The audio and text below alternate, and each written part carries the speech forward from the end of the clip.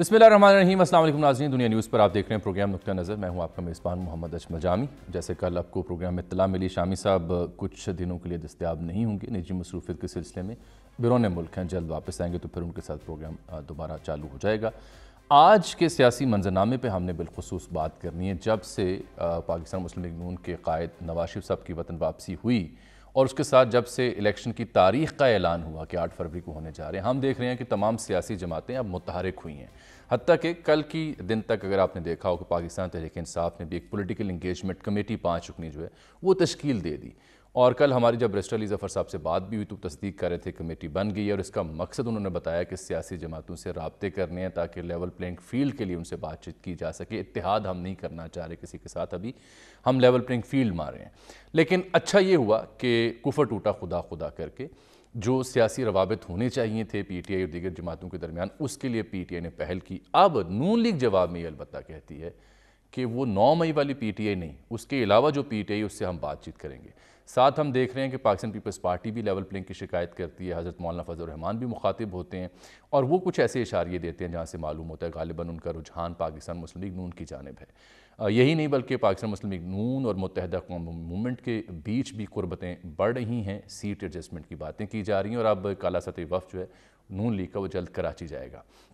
तो ये जो ज़मीनी हक़ाइक़ हैं सियासत के, इस बीच जो सियासी जमातों को एक दूसरे से जुड़ना है, बातचीत करना है, इससे क्या इलेक्शन की फ़िज़ा, इंतख़ाबात जो हैं वो पुरअमन हो पाएंगे या अभी भी लेवल प्लेइंग फील्ड की आड़ में मसाइल होंगे। मुल्क में दहशत गर्दी की वारदातों में भी इजाफ़ा हो रहा है, तो अभी भी कई एक सवाल खड़े होते हैं। कौन सा इत्तेहाद होगा, कौन सा इत्तेहाद नहीं होगा, सियासी जमातों की शिकायत क्या हैं, ये अभी भी वो मौज़ूआत हैं जो हम और आप बदस्तूर हर रोज़ सोचते हैं, उसका सवाल, उसका जवाब खोजने की कोशिश करते हैं। लेकिन इस मौजू पर बात करने से पहले आज जब हमने देखा दिन में कि फ़रा शहज़ादी साहिबा, इन पर मुबैना तौर पर इल्ज़ामात आयद हुए हैं और इनकी जो मुबैना करप्शन है उसकी कुछ डिटेल्स सामने आ रही हैं, दिन भर इसका चर्चा रहा।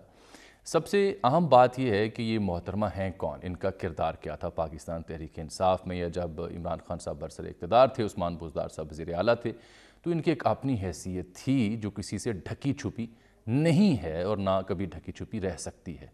और एक अरसे से ये बैरून मुल्क हैं, तो क्या अब इन्हें वापस लाया जाएगा? अगर इल्ज़ामात में सदाकत है, अगर सबूत हैं इदारों के पास, तो इन्हें वापस कैसे लाया जाएगा और कार्रवाई कैसे होगी? जो डिटेल्स उनके असासों में इजाफे की आज सामने आई हैं, वो डिटेल्स मजबूर करते हैं कि इस मौजू पर बात की जाए, सवाल उठाए जाएँ और उनका जवाब ढूंढा जाए। हमारी कोशिश होगी, साबिक़ वज़ीर आला KP के रह चुके हैं जनाब परवेज़ खटक साहब, साबिक़ वज़ीर दिफ़ा रह चुके हैं, PTI में बड़े अहम ज़िम्मेदार थे, उनसे बात हो सके क्योंकि वो भी ऐसे कई मामलात के ऐनी शाहिद हैं। इस मौजू से प्रोग्राम का आगाज़ करेंगे और हमें ज्वाइन कर चुके हैं इस्लामाबाद से हमारे ब्यूरो चीफ सीनियर तजिया निगार जनाब अदील बड़ाई साहब। हमें साथ आज प्रोग्राम में हासिल रहेगा सीनियर तजिया निगार जनाब सलमान गनी साहब का, और कुछ देर बाद हमें ज्वाइन करेंगे जनाब परवेज़ खटक साहब, उनसे हम बात करेंगे। अदील, सियासी मंजरनामे तो बाद में आते हैं, ये जो आज दिन भर से फ़रा शहज़ादी साहिबा के ऊपर मुबैना जो इल्ज़ाम और डिटेल सामने आ रही हैं, इनको अगर आप एक आम नाज़िर को, वीवर को समझाना चाहें कि वो क्या है ऐसा उनके असासाजात में, उनकी दौलत में, जिसमें इजाफा हुआ तो ये खबर लाइमलाइट में आई, ऐसा क्या है? देखिए, हम पिछले 4-5 साल में क्या लफ्ज़ सुन रहे हैं कि जी एक शख्सियत सादिक और अमीन है और बाकी इस मुल्क के सारे सियासतदान जो हैं वो करप्ट हैं। यही बयानिया बनाया गया ना। अच्छा, ये बयानिया जिस दौर में बनाया गया, उस दौर में हो क्या रहा था? ये दौर था 2017 से 2021 तक का, यानी हुकूमत बनने से पहले ये बयानिया बनना शुरू हुआ। उसके बाद 2018 में पाकिस्तान तहरीक इंसाफ की हुकूमत आती है और उसके बाद ये 2022 के अप्रैल तक जो है वो जारी रहती है। और इस दौरान एक ऐसी शख्सियत जिसके हवाले से उस वक्त भी बहुत तनकीद होती थी, जिसके हवाले से उस वक्त भी कहा जाता था कि असल में तो पंजाब में हुकूमत ये चला रही है, जिनके हवाले से ये कहा जाता था कि जी ये बहुत से मामलात में ये माली मफादात मुबैना तौर पर लिए जा रहे हैं, इस मामले को देखा जाना चाहिए। आप अपने आप को सादिक और अमीन कहते हैं, ये एक बयानिया ये बनाया जाता है, दूसरों का एहतसाब हो रहा है, दूसरों पे करप्शन के इल्जामात लग रहे हैं। ठीक, लेकिन इसमें जो आपने कहा ना अपने इंट्रो में कि क्या ये वापस इनको लाया जा सकेगा, इनके खिलाफ एक्शन, इससे ज्यादा इंपॉर्टेंट है कि इनका रिलेशनशिप क्या था, ये मामला जाता कहां तक है। इससे ज्यादा इंपॉर्टेंट ये है कि क्या उस वक्त ये नहीं कहा जाता था अपने MNAs को, अपने MPAs को, कि इन्हें डिफेंड किया जाना है? क्या ये नहीं मालूम था कि पंजाब में असल मामला तकर्रो, तबादले, पोस्टिंग, ट्रांसफर और कौन बासर खानदान है जो मामला चला रहा है? तो कौन उस वक्त ये फायदे ले रहा था? ये जो ग्राफ आप स्क्रीन पे भी दिखा रहे हैं, और इसमें 2017 को देखें आप और 2020 को देखें। 2017 में 255 मिलियन के जो एसेट्स थे वो कैसे 4775 मिलियन के हो गए? ऐसी कौन सी जादू की छड़ी थी?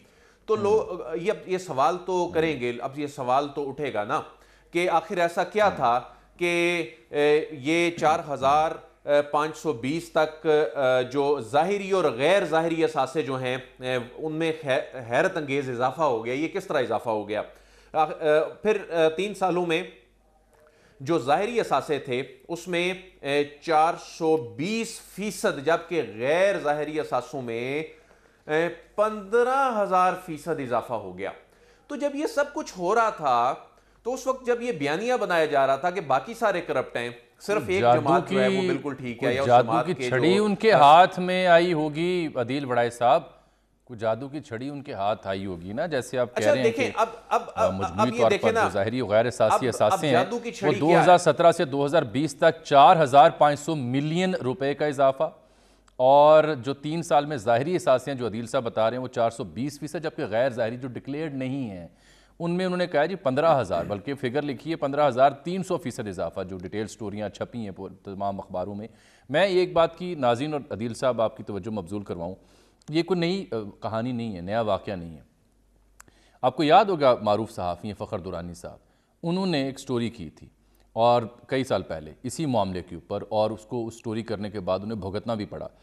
उन्होंने भी 2019 और 20 के हंगाम बताया था कि कैसे यूके में कौन कौन सी रियल इस्टेट कंपनियां उन्होंने खड़ी की, और वो स्टोरी करने के साथ उन्होंने कुछ सवालात जो हैं उनका सेट मोहतरमा को या उनके जो करीबी लोग जिनके ऊपर इल्ज़ाम आयद हो रहा था उनको भेजा। लेकिन जो मेरी उनसे आखिरी गुफ्तगू हुई है सहाफ़ी से, वो कहते हैं अभी तक मुझे कोई तसल्ली बख्श जवाब नहीं मिल सका जो उनका वर्जन छापा जा सके, और यही वो वजह है कि तब से लेके अब तक ये लाइमलाइट में है ये इशू। कभी वो बैरून मुल्क चली जाती हैं, मंजर से गायब हो जाती हैं। फिर हम ये भी देखते हैं जो अदील ने बात की कि इनके दिफा के लिए ना सिर्फ PTI की पूरी काबीना या वज़रा या ज़िम्मेदार थे, बल्कि ख़ुद जनाब इमरान खान साहब भी दिफा किया करते थे। अब आए अदील अपनी उस बात की जानिब जो अधूरी रह गई थी। फिर इसमें आप देखें कि जब 3 दिसंबर 2019 को एक आउट ऑफ कोर्ट सेटलमेंट के नतीजे में जो यूके की नेशनल क्राइम एजेंसी ने 190 मिलियन पाउंड्स की जो वापस करने वाला मामला था, उस मामले को किस तरह से डील किया गया, उसमें ये रकम तो बुनियादी तौर पर कौमी ख़जाने में आनी थी और इसको किस तरह से सेटल जो है वो करवाया गया। और उसी दौरान यानी जो दस्तावेज़ात सामने आए हैं ज़मीन के इंतकाल का जो मामला है जो सैकड़ों कनाल जो ज़मीन है कीमती ज़मीन वो मुंतकिल होती है, जिसमें रेवेन्यू डिपार्टमेंट के जो तमाम डॉक्यूमेंट्स इस वक्त हमारे पास अवेलेबल हैं वो यही टेन्योर बनता है। ये कैसा इत्तेफाक है कि आप किसी को ओब्लाइज कर रहे हैं और फिर उन्हीं से जिनको मुबैना तौर पे आपका फ्रंटमैन कहा जाता है वो अचानक उनको सैकड़ों कनाल जो ज़मीन है उनको उनके नाम मुंतकिल कर दी जाती है। आखिर ऐसा क्या होता है?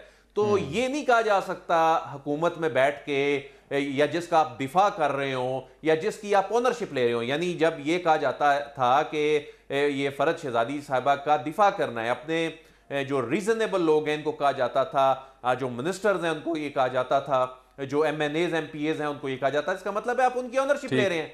अब आप ये कैसे कहेंगे कि हमारा इनसे कोई ताल्लुक नहीं है?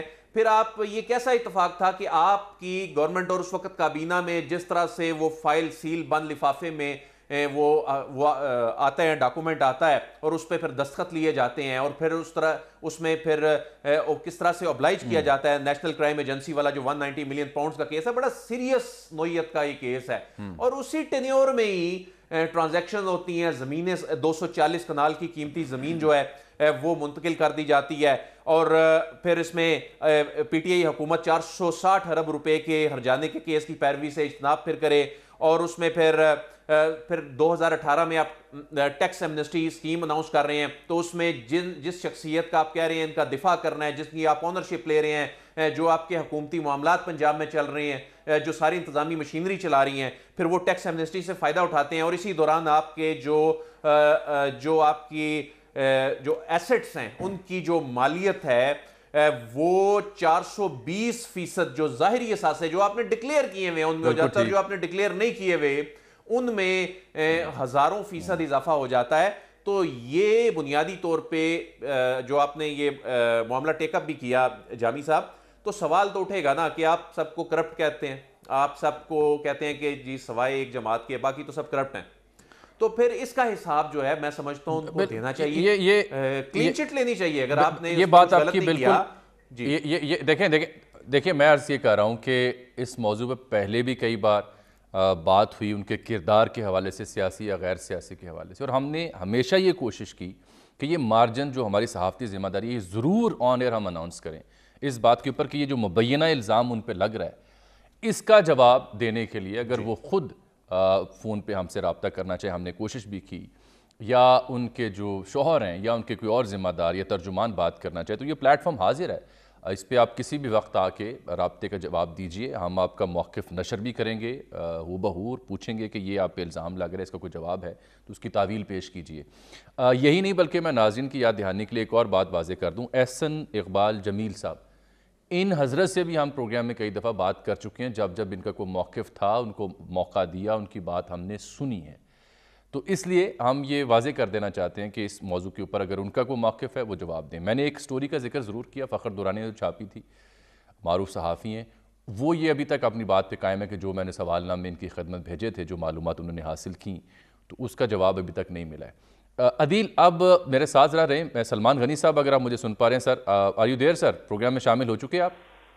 जी बिल्कुल जी।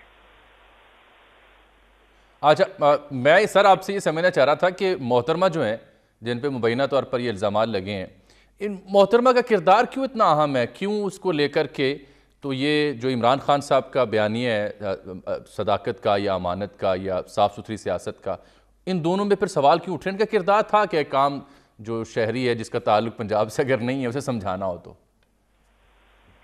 साहब मुझसे आप पूछ रहे हैं जी? जी सलमान साहब आपसे।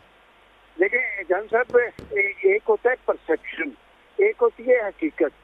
अगर पंजाब के अंदर जिन मोहतरमा का आप जिक्र कर रहे हैं, परसेप्शन यही था कि जब आप एक ऐसे शख्स को पंजाब के अंदर चीफ मिनिस्टर बना रहे हैं जिसकी अपनी स्टैंडिंग मिली थी, वो जो सबसे आखिर में तहरीक इंसाफ में शामिल होने वाला शख्स था, जो पंजाब असेंबली का पहली दफा मेंबर मुंतखब हुआ था, तो हर शख्स को हैरत थी, हर जर्नलिस्ट के लिए ये नाम नया था कि जिसको चीफ मिनिस्टर बनाया गया, और चीफ मिनिस्टर किस बुनियाद पे बनाया गया। और फिर जिन मोहतरमा का आप जिक्र कर रहे हैं, ये सिर्फ मैं ही नहीं, आप सेक्रेटेरिएट के तमाम नुमाइंदरान, सेक्रेटरी साहबान, अरकान असेंबली में एक नाम डिस्कस होता था, और मैं नाम नहीं लेना चाहता कि थिंक टैंक में मेरे एक मोहतरम कुलीग हैं जिन्होंने कभी गैर नुमाइंदराना कोई बात नहीं की कि पंजाब के अंदर जिस तरह आला होते, खास तौर पे डीसीओ के तबादले हो रहे थे और जिस पैमाने पे हो रहे थे, बहुत सारे सवालिया निशानात खड़े थे। और मैं जाती तौर पे भी जानता हूँ कि लोग किस को किस तरह अप्रोच करते थे, उससे वो परसेप्शन तो यही है कि वो उन सारे मामला में मोहतरमा इन्वॉल्व थी, और इससे ना सिर्फ खुद तहरीक इंसाफ का और खुद जनाब इमरान खान का जो इमेज था वो तबाह होता गया। और आज ये जो सूरत हाल तारी हुई है, ये चीजें निकलनी है। देखिए, बात है कि जब करप्शन होती है, जब आप गैर ज़िम्मेदाराना बुनियाद पे तबादले करते हैं, जामी साहब आपको याद हो कि पंजाब के अंदर हायर एजुकेशन का जो सेक्रेटरी था वो 8 दफा तब्दील हुआ, चीफ सेक्रेटरी 4 दफा तब्दील हुए, 3 दफा आईजी साहबान तब्दील हुए, कोई ऐसा सेक्रेटरी नहीं था जो 1 साल से ज्यादा अपने उस मनसब पे कायम रह सका हो। एक इस्लामी हवाले से, बल्कि ये आपने दुरुस्त निशानदेही की, ये सर आपने दुरुस्त निशानदेही इसलिए की कि इसी प्रोग्राम पे हमने एक दफ़ा शामी साहब की मौजूदगी में तहकीक करके सरकारी दस्तावेजात खंगाल के एक रिपोर्ट नशर की थी जिसमें साबित किया था कि इस दौर में जिसका आप जिक्र कर रहे हैं इसमें रिकॉर्ड तकर्रुर और तबादले हुए पंजाब में। इससे पहले कभी ऐसे नहीं हुए। हालांकि शहबाज शरीफ साहब के दौर में भी होते थे, परवेज इलाही साहब के दौर में भी होते थे, लेकिन इस दौर में रिकॉर्ड बना था तकर्रियों का और तबादलों का। जी, बात जारी रखिए। जी देखिए जान साहब, एक इमेज था जनरली पीटीआई की लीडरशिप का कि शायद वो आपको याद होगा कि उन्होंने जहाँ वहाँ पर वो इंसान आ रहा है कि पंजाब के अंदर पुलिस आज के लिए एक आदमी थे नादिर खान, मैं उनका नाम नादिर खान दुरानी, वो अच्छे इमेज के हम के साथ करना चाहते थे, उनको लाया गया लेकिन वो तजर्बा चल ही नहीं सका और उन्होंने खुद माजरत जाहिर कर दी क्योंकि वो नाकाम हो गए थे। जी नाकाम हो गए थे। और इसके बाद आप देखें ना 3 में 4 आईजी तब्दील हो रहे, चीफ सेक्रेटरी तब्दील हो रहे और असल चीज की निशानदेही कोई नहीं कर पा रहा था। निशानदेही यही थी कि उस वक्त इंतजामी तबादले चीफ सेक्रेटरी और आईजी साहब की वजह से होने की बजाय एक खास माइंड सेट था जो उसके लिए काम कर रहा था और उसमें इस मोहतरमा का नाम भी शामिल था। इन मोहतरमा को अप्रोच किया जाता था और एक खास तरीकेकार के मुताबिक पोस्टिंग ट्रांसफर होती थी। और इससे पहले जामी साहब, अगर मैं ये कहूँ कि शहबाज शरीफ साहब के दौर में ऐसी रिपोर्ट्स मौजूद है कि पंजाब को गवर्नेबल सूबा करार दिया जाता था इंटरनेशनल रिपोर्ट्स में, लेकिन इनके 3.5 साल दौर में पंजाब के अंदर जो कुछ होता रहा मैं नहीं कहता, इनके गुजरा कहते हैं कि इससे ज्यादा बद इंतजामी देखने में नहीं आई और खास तौर पर पोस्टिंग बिल्कुल ठीक, पैसे की बुनियाद से होती थी। बिल्कुल आप ठीक कह रहे हैं, बिल्कुल आप ठीक कह रहे हैं। इस मामले में अब हमने तो उन्हें दावत दी है कि जी उनका कोई तर्जुमान बात करना चाहे तो बिस्मिल्लाह। असल में मसला ये कि परसेप्शन जो बनती है ऐसे मामलात के ऊपर वो बड़ी अहम होती है, क्योंकि एक जमात का जो सियासी बयानिया हो अगर उसकी एक सरकर्दा रहनुमा एक अहम शख्सियत के ऊपर ये चार्जेस हों तो उस परसेप्शन वो डैमेज होती है, वो फिर ज़ेर बहस आता है वो मुद्दा, उस पर लोग बात करते हैं, सवाल उठाते हैं, सहाफ़ी ख़बर शाया करते हैं, जवाब के मुंतज़िर होते हैं, मिल नहीं रहा। अदील साहब, अब अहम नुक्ता ये है कि अगर वाक़यतन इस कदर संजीदा चार्जेस हैं, मैं बार बार कह रहा हूँ वही ना, तो अगर हैं और उसकी दस्तावेजी सबूत हैं और अगर वाक़यतन उन्होंने ये होशरुबा मामलात में वो मुलव्विस रही हैं तो फिर उन्हें वापस क्यों नहीं लाया जा रहा? देखिए, उसका आगाज़ तो हो गया ना। अब नैब ने उनको जो नोटिस भिजवाया है, उनको तलबी के मुसलसल नोटिस भिजवाए जा रहे हैं। अब जो 13 नवंबर के लिए 3:30 बजे नैब रावलपिंडी का जो ऑफिस है उसने ये नोटिस भिजवाया है और बुनियादी तौर पे इस नोटिस के अंदर जो सवालात हैं और ये जो नेशनल क्राइम एजेंसी वाला जो केस है उस दौरान जो डेवलपमेंट्स होती रहीं और जो इस सारी सूरत हाल के जो बेनिफिशरी थे और उस टाइम पीरियड के अंदर ये जो 250-250 कनाल जो ज़मीन है, कीमती ज़मीन जिसको कम लिखा गया है रेवेन्यू के कागजात जो हमारे सामने हैं, तो ये अरबों रुपए मालियत की जो ज़मीन है ये आखिर किस मद में ट्रांसफ़र होती है, आपका क्या लेना देना था, अचानक ऐसा क्या हो गया। तो वो जो तमाम सवाल नैब ने फ्रेम किए हैं, तकरीबन ये सवाल हैं जी 14 के करीब सवाल हैं और इसमें ये उनको भिजवाए गए हैं। तो इसमें वो तमाम जो सीक्वेंस है इवेंट्स का वो भी लिखा गया है, लेकिन वो ज़ाहिर है बज़ाहिर तो वो अभी अपीयर नहीं होंगी इसमें। तो उसमें अल्टीमेटली एक स्टेज फिर ऐसी आएगी कि इसमें ये मामला फिर टेकअप किया जाएगा। लेकिन माजी में हमने देखा है कि इस तरह के जो केसेस होते हैं इसमें क्या रिस्पांस आता है हमारी जो म्यूचुअल लीगल असिस्टेंस के और हमारे जो लोगों को वापस भिजवाए जाने के जो एक्सट्रेडिशन ट्रीटीज़ हैं वही नहीं है। तो इसका मतलब ये है कि ये केस यहाँ पर इसी तरह ही चलता रहेगा जब तक ये वापस नहीं आती। हमने देखा कि करप्शन के जो बड़े बड़े हाई प्रोफाइल केसेस हैं उसमें इन ममालिक की जानिब से जहाँ पर ये मौजूद है मुबैना तौर पे वहाँ से लाने में हमें कोई कामयाबी हासिल नहीं हुई। लेकिन इसमें इंपॉर्टेंट बात ये नहीं है कि आएंगी या नहीं आएंगी, चलें वो तो कानूनी तरीकाकार है।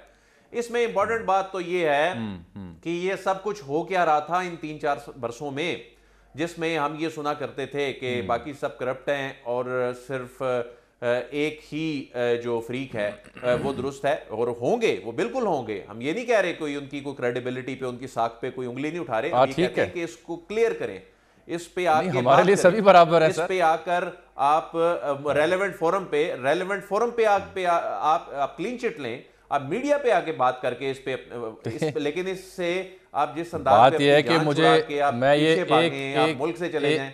एक और नुक्ता आप दोनों की नज़र में करना चाहूँगा और नाज़रीन की। जब मिर्ज़ा शहजाद अकबर साहब भी ऐसे इल्ज़ामात आयद करते थे या जो तहकीकात इब्तदाई होती थी किसी मामले में किसी सियासतदान के हवाले से, हम उस पर बात करते थे कि ये हुकूमत इल्ज़ाम आयद कर रही है, जवाब है तो दीजिए। अब अगर ये नैब के तवस्सुत से या दीगर मामला से चीज़ें खुल रही हैं तो वो भी सामने रख रहे हैं, जवाब है तो उसका दीजिए। क्योंकि अब बात होगी किसी सियासतदान के बारे में, किसी आम फरीक के बारे में, तो लोग जहनों में सवाल तो इकट्ठे होंगे। सलमान साहब, ये इस सारे एपिसोड का कोई सियासी साख भी मुतासर होने का खदशा है जनाब इमरान खान साहब और उनकी जमात के, या कोई असर नहीं पड़ेगा? देखें जामी साहब, इसमें कोई शक नहीं कि इमरान खान साहब के हवाले से एक परसेप्शन था कि वो करप्शन को, बददियानती को, बेज़ाब्तगी को बुरा समझते थे। जब उनकी नाक के नीचे ये सब कुछ हो रहा था, देखिए मैं मुनासिब नहीं समझता कि मैं उस पार्टी के एक जिम्मेदार तरीन शख्स से आज से 3-4 रोज पहले मिला है, जिसका आप भी जिक्र ना करें। उन्होंने मेरे से पूछा कि जी ये गोगी साहिबा कौन थी, उनका क्या रोल था। तो बड़ी अजीब सी कैफी। मैंने कहा जी कि आपको नहीं पता? कहते मैंने उस वक्त के प्राइम मिनिस्टर से पूछा कि जी हमारी ये बदनामी का बायस बन रही है। तो उन्होंने कहा हाँ वो मेरी एहलिया मोहतरमा की दोस्त है, लेकिन मेरी उनसे ज्यादा मुलाकात नहीं है। देखिए बात ये कि जैसे घर के अंदर अगर करप्शन का पैसा आ रहा हो और बाप जिम्मेदार हो तो वो उसे पता होता है कि मेरे घर के अंदर इस तरह का काम हो रहा है। अगर किसी को नहीं पता था तो सिर्फ पीटीआई की लीडरशिप को नहीं पता था कि पंजाब के अंदर पोस्टिंग ट्रांसफर से कौन कर रहा है, कैसे कर रहा है और किस बुनियाद पे कर रहा है। हर शख्स को पता था और हर चीज सामने आ रही थी। और हम नहीं कह रहे थे कि उनके सूबाई मिनिस्टर्स कह रहे थे और ओपनली कह रहे थे। देखिए सबसे पहले चैलेंज गुजार साहब की इंतजामी एहलियत को किसने किया था?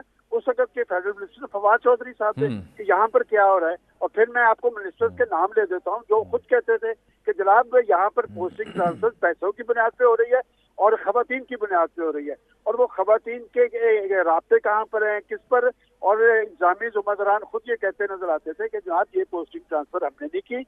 मैं समझता हूँ कि जहाँ तक आपने सियासी साख की बात की है, सियासी साख का तो मसला ही नहीं है। देखिए बात यह कि पाकिस्तान के अंदर जानसर जो कैफियत तारी कर दी गई है और खास तौर पे जो 9 मई के वाकयात है उसमें एक पार्टी डैमेज नहीं हुई, उसमें पाकिस्तान की सियासत डैमेज हुई है। इसलिए कि लोग ये समझते थे कि 2 पार्टी के मुकाबले में ये पार्टी बेहतर है, ये पार्टी डिलीवर करेगी, इनका लीडर जो है ये दयानतदार है। मेरा ख्याल सारा से इन्होंने पॉलिटिकल सिस्टम ही डैमेज कर दिया है और ये एक लम्हा फिक्री है पाकिस्तान की सियासी लीडरशिप के लिए और पाकिस्तान के अवाम के लिए लम्हा फिक्री है। बिल्कुल ठीक आप कह रहे हैं। सियासत का आपने जिक्र किया तो सियासत पर ही हमने बात करनी है। कौन सी सियासी जमात अब किस मिशन पे है, कहाँ इत्तेहाद हो रहा है, कहाँ सीट एडजस्टमेंट हो रही है, लेवल प्लेइंग फील्ड किसका शिकवा है, किसे मिल रही है, किसे नहीं मिल रही। बल्कि कल तो एक दिलचस्प बयान नज़र से गुजरा जब मियाँ जावेद लतीफ़ साहब से मंसूब एक बयान था कि हमें अभी भी लेवल प्लेइंग फील्ड नहीं मिल रही। इस मौजू पे बात होगी। हमारे पैनलिस्ट हमारे साथ मौजूद हैं, एक ब्रेक के बाद हमारे साथ रहिएगा।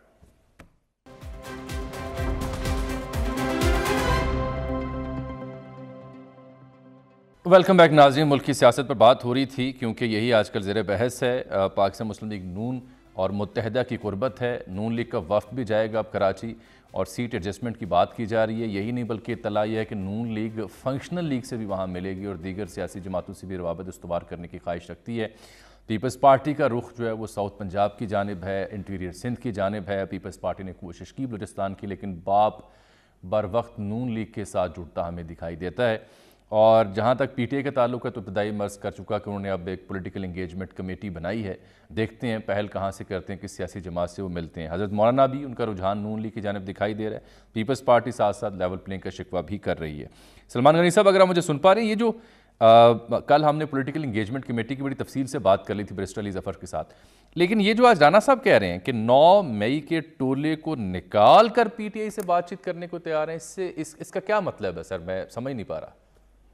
जामी साहब, इसका मतलब बड़ा क्लियर है। एक बात तो ये है कि इलेक्शन कमीशन भी वजाहत कर चुका है, निगरान प्राइम मिनिस्टर भी कह चुके हैं कि तहरीके इंसाफ इलेक्शन का हिस्सा होगी और इलेक्शन कमीशन बता चुका है कि बल्ला उनका निशान भी मौजूद है।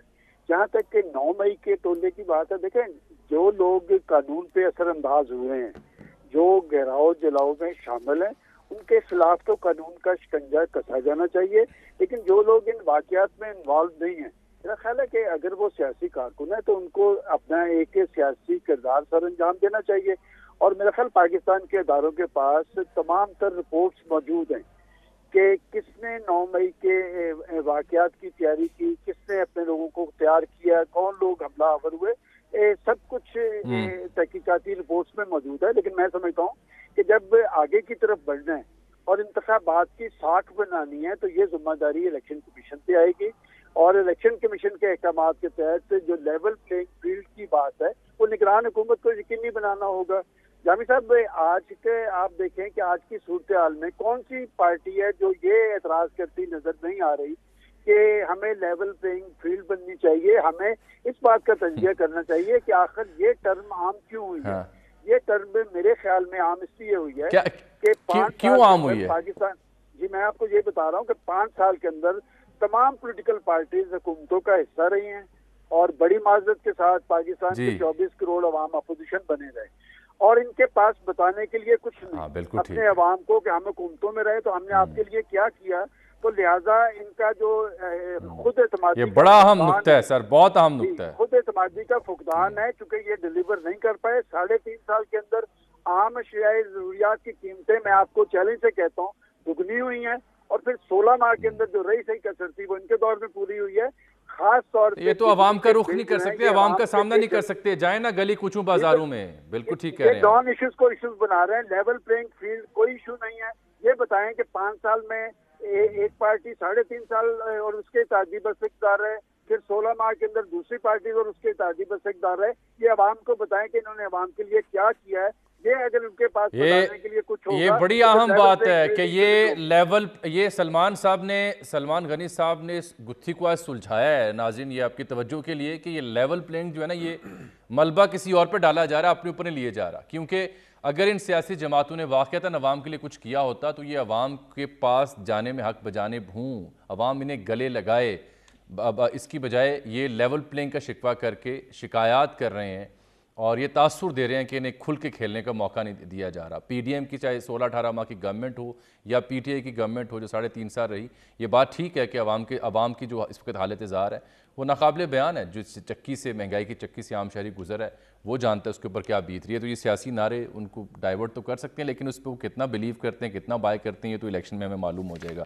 अदील बड़ाई साहब, ये इलेक्शन कमीशन के ऊपर बार बार बात आ रही है, हत्ता कि सदर मुमलिकत को ख़त लिखना पड़ा है निगरान वज़ीर आज़म के नाम, और पीटीए के एक वफ्द को मिलना पड़ा है चीफ इलेक्शन कमिश्नर के साथ। वो तो यकीन दहानी करा रहे हैं कि बल्ला भी होगा, पीटीआई भी होगी, तो उसके बावजूद फिर इलेक्शन कमीशन से क्या मांग की जा रही है? मैं समझने से कासिर हूँ। देखें, एक तो लेवल प्लेइंग फील्ड का लफ्जी मजाक बन गया जब नून लीग भी ये कहे कि हमें भी अभी पूरी तरह लेवल प्लेइंग फील्ड जो है वो नहीं मिल रही। और ये जिस तरह से, और ये लेवल प्लेइंग फील्ड बिल्कुल सलमान साहब ने बड़ी ज़बरदस्त बात की है। ये सियासी जमातें लेवल प्लेइंग फील्ड के नाम पे, यानी खुद बताने के लिए कुछ है नहीं, और अपनी जिस जमात को जहाँ जहाँ से नाकामी मिलेगी वो लेवल प्लेइंग फील्ड पर डाल दे। ये बड़ा आसान काम है। हकीकत बात तो ये है कि इलेक्शन सर पे आ गया है। किस जमात के पास इस वक्त मुल्क को, इस वक्त जो मुआशी, इस वक्त जो बहरानी कैफियत है, इससे निकालने का प्लान मौजूद है? किस जमात के पास इस वक्त जो मुल्क को सिर्फ दावा है और बैरूनी जो चैलेंज मैं अर्ज कर देता हूं आपसे निपटने के मैं अर्ज कर देता हूं सर आपसे, मैं अर्ज कर देता हूं हुजूर, मैं अर्ज कर देता हूं, दावा है, सियासी नारे हैं, जलसे हैं, जुलूस हैं, सोशल मीडिया के ट्रेंड्स हैं, ट्विटर पोल्स हैं, और सिर्फ दावे हैं। और उन दावों की जो हकीकत है हम सब देख चुके हैं। अनलाइक अमेरिका या बरतानिया या किसी हद तक इंडिया, जहाँ पे सियासतदान अपना मंशूर पेश करते हैं, यहाँ तो मंशूर कमेटियाँ बन रही हैं। यहाँ पे कोई सियासी जमात ये नहीं बता सकती अभी तक, चाहे वो खान साहब की 2018 से पहले की कैंपेन हो जहाँ वो 90 रोज़ का दावा करते थे, या उसके बाद की कैंपेन हो, या नून लीग का बयानिया हो। नून लीग को भी अगर आप देखें तो जब मियाँ साहब आए हैं तो जलसा किया है, तो क्या नून लीग अपनी पीडीएम सरकार के होते हुए 18 माह की परफॉर्मेंस गिन रही थी? नहीं, वो नवाज शरीफ साहब के साबका अदवार में जो उनके कुछ कारनामे हैं उनका जिक्र कर रही थी कि उस दौर में रोटी कितनी होती थी। अब कोई भी सियासी जमात मुझे काम वो भी पता क्यों उसका जिक्र करते हैं? कासिर क्यों है?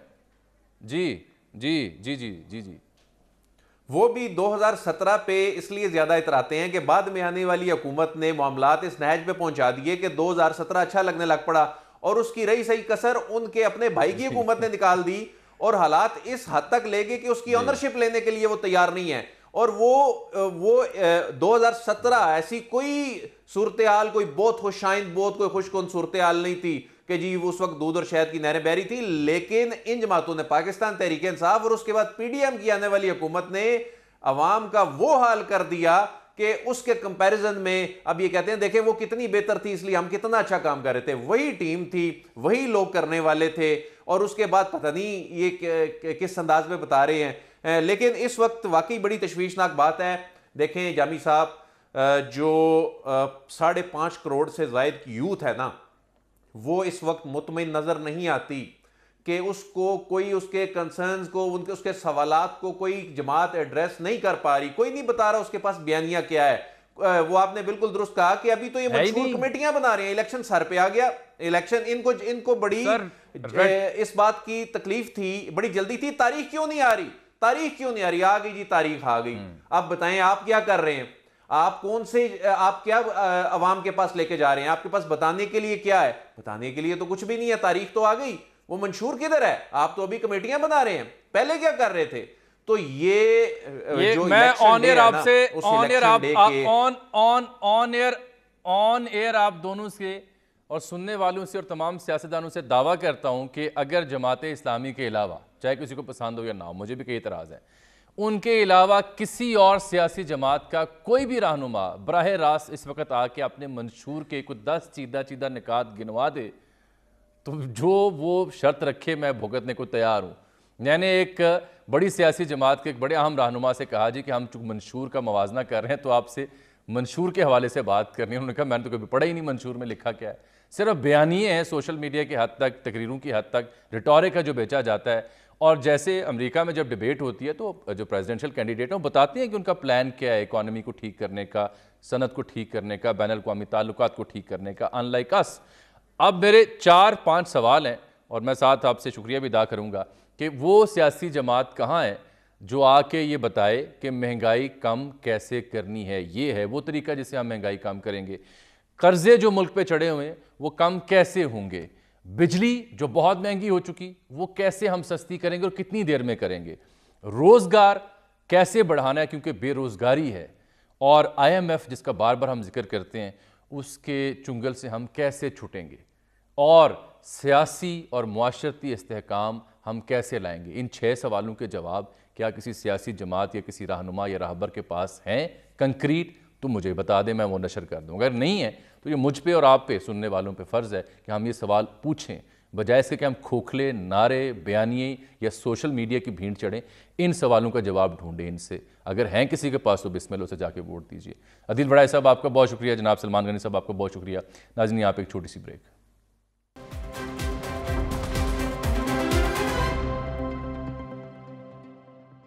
नाज़रीन प्रोग्राम में एक बार फिर से आपको खुशामदीद कहते हैं। जो बदलते अंदाज हैं दुनिया के, सियासत की हों, मुआशरत की हों, सहाफ़त की हों या फिर तिजारत की हों, उन पर बात होनी चाहिए। जैसे कि अगर हम ऑनलाइन शॉपिंग का जिक्र करें तो बहुत तेज़ी से पूरी दुनिया में तो ये रुझान आ चुका, पाकिस्तान में भी इसके हमें इम्प्रिंट्स नज़र आते हैं। मोबाइल में आप खोलते हैं, जगह जगह एड्स आते हैं, ऑनलाइन शॉपिंग की ऐप्स हैं, ऐसे आउटलेट्स हैं जो आपको घर बैठे चीज़ें डोर स्टेप पे मुहैया करते हैं। तो ऑनलाइन शॉपिंग का ट्रेंड और पाकिस्तान, क्या मसाइल और कहाँ ये ऑनलाइन शॉपिंग खड़ी है? इस पे पाकिस्तान का सबसे बड़ा ई-कॉमर्स प्लेटफॉर्म है जिसे हम दराज कहते हैं, आपकी नज़रों से गुजरा होगा। तो ऑनलाइन शॉपिंग के फ़रोग और मयार को बेहतर बनाने के लिए दराज कहाँ खड़ा है, क्यों ये पाकिस्तान का सबसे बड़ा ई-कॉमर्स प्लेटफॉर्म, कैसे ये दावा करता है, इस पे बात करने के लिए चीफ़ मार्केटिंग ऑफिसर हैं दराज के अम्मार हसन साहब, उन्होंने हमें ज्वाइन किया है, उनसे हम बात करेंगे। अम्मार साहब खुशामदीद कहते हैं आपको प्रोग्राम नुक्ता नज़र में। ये जहाँ तक मुल्क में इस वक्त महंगाई है, बेरोज़गारी है, अफरा तफरी है, तो जो ई कॉमर्स बाइंग है, जो उसका कॉन्सेप्ट है, जो आपकी भी मेन फोटे है, वो किस हद तक उससे मुतासिर हुआ है? कहाँ खड़ी होती है ई कॉमर्स इस सब के बाद, जहाँ हमारी आज की इकॉनमी है और जो एक आम शहरी का हाल है? देखिए, महंगाई ने हर किसी को इम्पैक्ट किया और हमारे बाइंग ट्रेंड्स भी यही बताते हैं। हम देखते हैं कि जो खवातीन अगर 2500 रुपए का कोई डायपर ले रही थी, वो अब 1800 रुपए का डायपर ले रही हैं। 1.5 टन के एसी की डिमांड 1 टन पे शिफ्ट हो गई है और अब तो रूम कूलर्स की तरफ भी लोग आ गए हैं। तो ये सारी चीजें यही दिखा रही हैं कि लोगों की जो खरीदो फरोख्त करने की सख्त है, वो आइटम की वैल्यू वाइज तो कम हो रही है, लेकिन लोग फिर भी खरीद ज्यादा रहे हैं। 30% ईयर ऑन ईयर ग्रोथ हो रही है ई कॉमर्स के अंदर, पाकिस्तान के अंदर। और इसकी वजह यह है कि लोग डिस्काउंट सेवी ज्यादा होते जा रहे हैं। आपको पता है, बाजार के अंदर एक मार्केट से जब आप सामान लेते हैं तो जो दुकानदार होता है वो बिजली का बिल भी दे रहा होता है, अपने मजदूरों की प्राइस, ओवरहेड कॉस्ट बहुत होती है। ऑनलाइन शॉप के अंदर वो ओवरहेड कॉस्ट नहीं होती, तो कीमतें कम होती हैं। हाँ, बिल्कुल ठीक कह रहे हैं आप, वो ट्रेंड तो है। लेकिन जहाँ तक हम अगर वेस्ट का, चाइना का या दीगर तरक्की याफ्ता जो मालिक हैं वहाँ पे ई कॉमर्स को हम देखें तो correct me if I am wrong, ये चाइना में तो 45% तक अलीबाबा इस तरह की कंपनियां जा चुकी हैं ई कॉमर्स में। हम कहाँ खड़े हैं? देखिए, पाकिस्तान इस वक्त जो भी हमारी रिटेल सेक्टर की कंट्रीब्यूशन है जीडीपी में, के जो सामान ऑफलाइन बिकता है, ऑनलाइन उस वक्त पाकिस्तान का इस वक्त सिर्फ 2% है। हमारी नेबरिंग जो कंट्री है इंडिया, जस्ट 2%? जी 2% पे हम। इंडिया जो है वो 7% पे है। ये तो साउथ ईस्ट, जी साउथ ईस्ट एशिया जैसे ममालिक, जिसमें सिंगापुर, मलेशिया, इंडोनेशिया, ये 25% पे, और जैसे आपने कहा कि चाइना 45% पर है। बिल्कुल ठीक आप कह रहे हैं। तो कैसे जो एक आम सारिफ है या एक आम बायर है, उसका एतमाद कैसे बहाल हो सकता है, और ई कॉमर्स उसे मुतारिफ करवाने के लिए क्या किया जाना चाहिए सरकारी सतह पर भी, गैर सरकारी सतह पर भी, कि इस नए रुझान के ऊपर वो आए? और क्या ये एक आम जो दुकानदार है उसके लिए डैमेजिंग है? अगर है तो वो क्या करे? आम जो दुकानदार है या सेलर है, वो अगर ये ट्रेंड इंक्रीज होता है तो उसको क्या सुजेस्ट करेंगे आप? देखें, सबसे पहले तो हुकूमत की तरफ से जो पार्टिसिपेशन है वो ये है कि इंटरनेट पेनिट्रेशन जो हमारे सेकेंड टीयर सिटीज हैं वहां पे बढ़े। हमने देखा है इंडिया के अंदर फाइबर ऑप्टिक केबल जब पूरे मुल्क के अंदर ज्यादा पेनिट्रेट हुआ तो इंटरनेट पेनिट्रेशन बढ़ी, और जब इंटरनेट पेनिट्रेशन बढ़ती है तो जो लिटरेसी रेट है वो भी बढ़ता है और फिर लोग ई कॉमर्स की तरफ ज्यादा आते हैं। दूसरी तरीके से यहाँ पर सब्सिडी देने की भी जरूरत है हुकूमत को, क्योंकि बहुत सारे लोग इस वक्त जो आम बाजारों में सेलर सामान बेच रहे होते हैं वो अपनी, उनकी जो बुक्स होती हैं वो डॉक्यूमेंटेड नहीं होती हैं, तो इस वजह से वो ई कॉमर्स के ऊपर टैक्स को की वजह से आते नहीं है, क्योंकि उनकी सेल डॉक्यूमेंट हो जाती है। तो हुकूमत को चाहिए कि वो इस तरह यहाँ पे इंसेंटिवाइज करे सेलर्स को भी ऑनलाइन। आपने अपने तबसरे में सेल का जिक्र किया, तो आप अगर बड़े दावेदार हैं कि ई कॉमर्स के, तो वो सेल से लाभ भी आम सारिफ को देना जी। जी, हम ये आप समझे कि 11 नवंबर से 21 नवंबर तक हम एक सेल लगा रहे हैं जिसपे हम 1 अरब रुपए के डिस्काउंट्स पाकिस्तानियों को देंगे। इसके अंदर हमने पाकिस्तान के सारे बैंकिंग इदारे हो गए, ब्रांड्स हो गए, इन सब से कोऑर्डिनेशन करके कोई 1 अरब। Good luck and best wishes Amar sahab. अच्छा लगा आपसे बात करके, इस कॉन्सेप्ट को भी नाज़रीन तक हमने पहुंचाया और ये भी पता चल गया कि सेल भी आप लगा रहे हैं। अच्छा है जी, जो लोग मुस्तफ़ीद होना चाहें ज़रूर यहाँ रुजू करें अमार साहब के यहाँ दराज.com पे। नाज़रीन, प्रोग्राम नुक्ता नज़र में आज के लिए इतना ही। आपसे इंशाल्लाह मुलाकात होगी अगले प्रोग्राम में। तब तक के लिए अजमल जामी को इजाज़त दीजिएगा। अल्लाह हाफ़िज़।